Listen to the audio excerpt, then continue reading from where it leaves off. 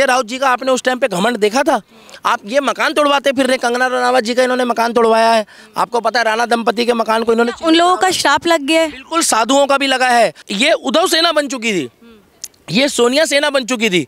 शरद पवार जी तो खुद कंफ्यूज है। 2 दिन पहले उन्होंने जो इंटरव्यू दिया है कल कि भैया ये आप अगर बीजेपी के साथ जाएंगे या बीजेपी की सपोर्ट लेंगे नहीं लेंगे अगर सरकार गिरती है तो, वो कंफ्यूज है। जय श्री राम, जय हिंद। बहुत जल्दी हनुमान चालीसा का पाठ करने महाराष्ट्र में सरकार बदल जाए। मैं तो कह रहा हूँ प्रभु श्री राम बदल ही जाए। एकनाथ शिंदे को महामंत्री बनाने का ऑफर दिया जा रहा है।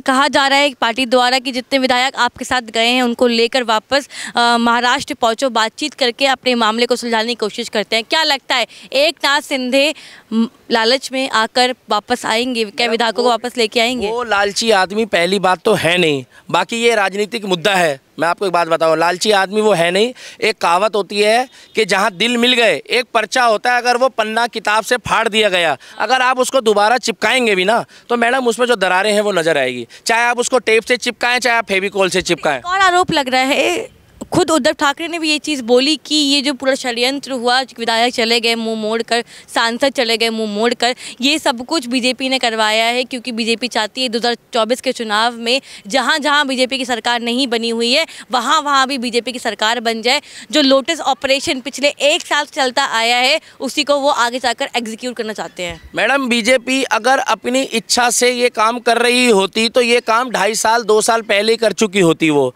हिंदुत्व जब एकनाथ शिंदे जी ने कहा है कि वो खतरे में आया है, जब उनको लगा है कि हिंदुत्व दब रहा है शिवसेना में, क्या ये बात भी उन्होंने जो है बीजेपी के कहने पे कहा है? और दूसरी बात ये है कि जब इन्होंने बीजेपी के साथ 2-2.5 साल पहले दगाबाजी करी है तो क्या इन्होंने बीजेपी से पूछ के दगाबाजी करी थी? देवेंद्र फडणवीस को, जिसको ये बड़ा भाई बताते थे, जिनके साथ चाय का कप पीते थे। अगर आप राजनीति वाली बातें करेंगे तो मुझे मजबूरी में करनी भी पड़ेगी, क्योंकि इसमें मुद्दा है। मुद्दा ये है कि ये कोई दूध पीते बच्चे हैं क्या? कोई इनको जहां मर्जी होगी वहां जाएंगे। जनता ने आपको चुन लिया, अब आपको लाखों जनता चुन रही है, करोड़ों जनता चुन रही है, और चुनने के बाद विधायक की इच्छा है वो अपना मुखिया जिसको मर्जी चुने, जिस मर्जी को वो मुख्यमंत्री बनाए। उसमें इनकी परेशानी क्या है? अब इनको दिक्कत ये है कि अब इनको थोड़ा सा हिंदुत्व के बारे में सोचना पड़ रहा है। अब ये कह रहे हैं कि विधायक महोदय आप आके बैठ के बात करिए, और विधायक कह रहे हैं कि पहले हमें कोई पूछता नहीं था। मैं नहीं कह रहा हूँ, आप विधायकों से पूछ लीजिए। विधायक कह रहे हैं पहले हमें कोई पूछता नहीं था। आप पता क्यों पूछा जा रहा है? 2 चीज़ें होती है दुनिया में मैडम, या तो कोई दुनिया से चला जाए या कोई साथ छोड़ के चला जाए। कमी तो उसकी तब पता लगती है। इनकी तो सत्ता छोड़ के चले गए, वो साथ तो छोड़ो, सत्ता चली गई। अब उन्होंने कहा सत्ता चली गई तो जो सत्ता के साथ हमारे को जो वो मिलना है, एक मजबूती मिलनी है, हमारे को जो एक स्टैंड बाई मिलना है, कम से कम वो तो मिल जाए। मैडम थोड़ी बहुत सीटें इनके पास हिंदुत्व के लिए हमारे साथ काम कर रहे हैं, हम आपके साथ आज भी हैं, बड़े भाई हम आपके साथ आज भी हैं, मगर आप अपने बयान तो देखिए। 4 फुट गड़ा देंगे, 10 फुट गड़ा देंगे, पढ़ के दिखाओ हनुमान चालीसा। हम पढ़ रहे हैं दिल्ली में, जय हनुमान ज्ञान गुण सागर, जय कपीश तीनों लोगों को उजागर, और राम राम जी भी बोल रहे हैं। अब क्या दिक्कत है? कोई दिक्कत नहीं है। मगर फिर भी अगर ये साथ जाना चाहते हैं, मिल के जाना चाहते हैं, जाएँ और हिंदुत्व को मजबूत करें। अखंड भारत के लिए जो मोहन भागवत जी ने कहा उस मुहिम में जुड़े। मगर जो घमंड है, अब ये अपनी पार्टी के खुद विधायकों का सामना नहीं कर पा रहे। इनके अखबार का नाम सामना है ना, सुना है आपने? अखबार आती है इनकी। अब ये उसमें खबरें भी नहीं चला रहे होंगे अपनी, क्योंकि खबरें भी जब इनकी अखबार है तो ये अपनी चलाएंगे। अपने ही पार्टी के विधायकों का ये सामना नहीं कर पा रहे हैं। अब इतना बड़ा सामना इनके साथ हो गया है, और उनको ले जाया इसलिए गया वहाँ से कि जो व्यक्ति कह सकता है आम जनता को कि 4 फुट गाड़ देंगे या 10 फुट गाड़ देंगे, वो विधायकों को भी तो कुछ कह सकता है। समझदार को इशारा काफ़ी है, कैमरे में समझने वाले समझ गए होंगे मैं क्या कहना चाहता हूँ। इसीलिए वो जाकर, और वो किसी की शरण में नहीं गए मैडम, वो अपनी इच्छा से गए हैं। और उनको जहाँ सनातन धर्म दिखेगा, जहाँ हिंदुत्व दिखेगा, और जहाँ उनको लगेगा कि शिवसेना है, शिवसेना रहेगी। संजय राउत जी का आपने उस टाइम पे घमंड देखा था? आप ये मकान तोड़वाते फिर रहे, कंगना रनावत जी का इन्होंने मकान तोड़वाया है, आपको पता है राणा दंपति के मकान को इन्होंने, उन लोगों का श्राप लग गया है। बिल्कुल साधुओं का भी लगा है। और जो हनुमान चालीसा का, मैडम देखिए एक बात बताऊं, मैं हिंदुस्तानी हूं, एक सनातन धर्मी हूं, और मैं लॉ एंड ऑर्डर को पहले मानता हूं, मैं देश के संविधान को मानता हूं। मगर संविधान के साथ अगर मैं कोई हनुमान चालीसा का पाठ कर रहा हूँ, या मैं किसी भी धर्म का व्यक्ति हूँ, अगर मैं कोई पाठ कर रहा हूँ और उस पाठ में आके कोई बाधा डालेगा तो उसको तो बद्दुआ लगेगी। साधु संत महात्माओं की बद्दुआ लगी है, क्योंकि वो तो मारे गए मैडम। देखिए आत्मा में परमात्मा होता है, मेरा प्रभु श्री राम तो यही सिखाता है। और जब किसी को आप मारोगे और जब वो मरेगा तो बद्दुआ तो लगेगी। और दूसरी बात ये है, अभी राणा दंपति ने हवाई जहाज़ में पढ़ी हनुमान चालीसा, क्या आप उनकी हवाई जहाज़ में भी हनुमान चालीसा रोक लोगे? और आपको क्या पता कि वो हवाई जहाज़ जो है हवा में किस सीमा में था, महाराष्ट्र में था कि उत्तर प्रदेश में था, छत्तीसगढ़ में था कि मध्य प्रदेश में था? 29 राज्य हैं हमारे देश में, आप बता सकते हैं कहाँ था? वो हवा में था, वो वायु मार्ग में था। उन्होंने जब भी हवाई जहाज़ में भी पढ़ा है। अब जो एकनाथ शिंदे जी है ना, उन्होंने वो अलग जगाई है। जो शिवसेना थी पहले, वो दोबारा वही बनाना चाहते हैं। और दूसरी बात ये है कि ये उद्धव सेना बन चुकी थी, ये सोनिया सेना बन चुकी थी। शरद पवार जी तो खुद कंफ्यूज है। 2 दिन पहले उन्होंने जो इंटरव्यू दिया है, कल जो उन्होंने बयान दिया, 2 दिन पहले नहीं, कि भैया उनसे किसी पत्रकार ने पूछा, आप जैसे पत्रकार महोदय ने, कि भैया ये आप अगर बीजेपी के साथ जाएंगे या बीजेपी की सपोर्ट लेंगे नहीं लेंगे अगर सरकार गिरती है तो? वो कंफ्यूज है, क्योंकि मैडम वो सत्ता के इतने लोभी हैं कि उनको खुद नहीं पता मुझे कहाँ जाना है, क्योंकि उनको सत्ता का लालच है।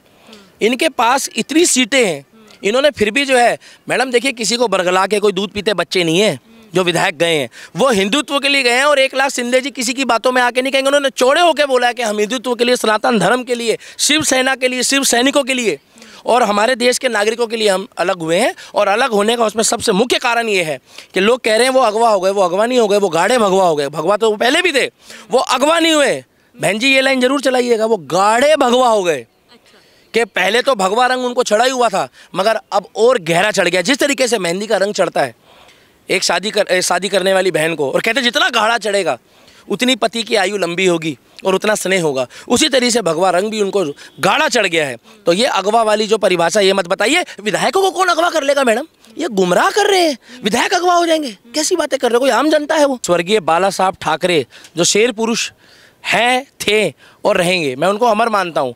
मैं उनको अमर इसलिए मानता हूँ कि वो व्यक्ति, वो इंसान, देव रूपी एक ऐसा व्यक्ति था जिसने हिंदुत्व को मजबूत करके स्तंभ लगा के शिवसेना का एक ऐसा गढ़ बनाया कि उन्होंने सनातन धर्मियों को मान सम्मान दिला के और धीरे धीरे उसको प्रोग्रेस कर एक ऐसी स्थापना करी वहाँ पर कि विकास तो सबका हुआ, मगर हिंदुत्व जो है उसमें तरह तरह के मुद्दे हैं। राम मंदिर का भी मुद्दा है, उसमें अयोध्या का भी है, और उसमें धर्म के लिए जितने भी अच्छे कार्य हुए हैं उसमें सब में स्वर्गीय श्री बाला साहब ठाकरे जी ने जो अपना योगदान दिया है उसको कोई हिंदुस्तानी नहीं भूल सकता, क्योंकि उन्होंने छत्रपति शिवाजी के बनाए हुए रास्ते में बताए हुए प्रति चिन्हों पर चले हैं।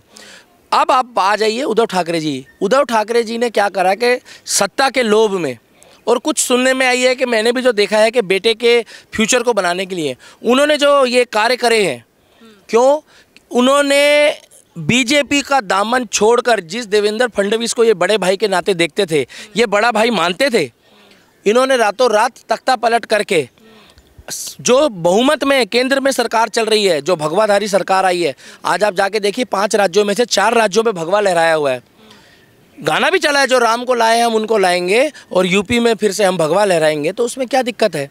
इसमें तो कोई सांप्रदायिकता वाली बात नहीं है। हमारे देश में लोग तरह तरह की हिंदुत्व के लिए बातें करते हैं, बुरा भला बोलते हैं। एक बारी भी संजय राउत जी ने आकर नहीं बोला, एक बारी भी आके उद्धव ठाकरे जी ने इस बारे में नहीं बोला है, तो उनका हिंदुत्व कहाँ गया?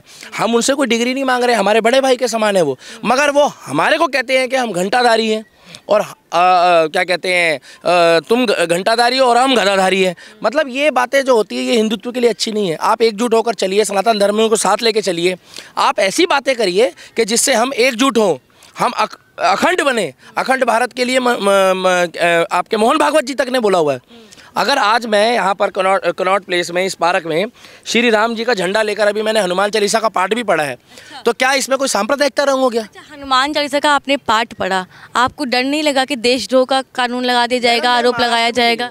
मैडम मैं महाराष्ट्र में नहीं हूँ, सबसे बड़ी बात है, मैं क्या कहते हैं, मैं दिल्ली में हूँ। मुझे दिल्ली पुलिस पे विश्वास है, मुझे नरेंद्र मोदी पे विश्वास है।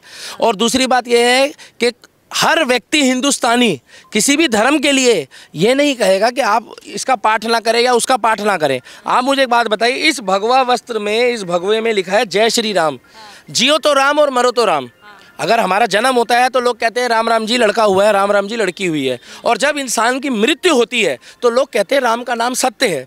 तो सद्भावना वाला नाम है, मर्यादा पुरुषोत्तम राम का जो नाम है, ठीक है, उस नाम में इनको ऐसा क्या दिख गया कि वो राणा दंपति को इन्होंने बंद कर दिया, 14-15 दिन के लिए उनको जेल दे दी, राजद्रोह का मुकदमा लगा दिया। अरे मेरे भाई साहब, आदरणीय गुरु जी, बड़े भाई, देखिए इतनी इज्जत सम्मान दे रहे हैं, क्योंकि हिंदुत्व के लिए जो उनके पूर्वजों ने करा है, उन्होंने जो करा है, गलती तो उन्होंने अब करी है, क्योंकि एक कहावत है, भूख पिचास निकट नहीं आवे, महावीर जब नाम सुनावे। अगर आप आ भी गए हो, सुबह का भूला घर आ जाए शाम को, तो उसे भूला भी नहीं कहते हैं।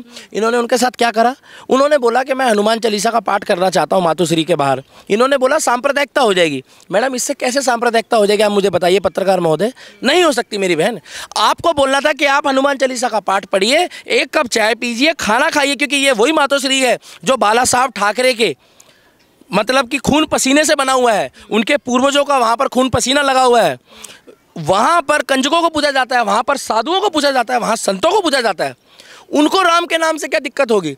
मगर इन्होंने सत्ता के लोभ में, कुर्सी के लालच में, इन्होंने राजनीतिक उल्लू हल करने के लिए अपना और इस तरीके का षड्यंत्र रचा कि वहाँ पर एक ऑटो रिक्शा की तरह इन्होंने सरकार बना दी। एक तरफ सोनिया सेना और एक तरफ जो है आपकी एनसीपी और एक तरफ शिवसेना।